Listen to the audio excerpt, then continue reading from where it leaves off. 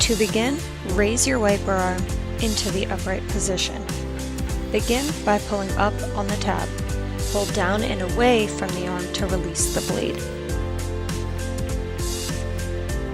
For your convenience, the adapter required for this installation is already pre-installed. Begin by pulling up on the tab as shown. Bring your wiper blade to the arm and push it into place. Pull up on the blade until the hook meets the tab. Close the tab to secure the blade. Lower your wiper arm, placing the blade gently onto the windshield.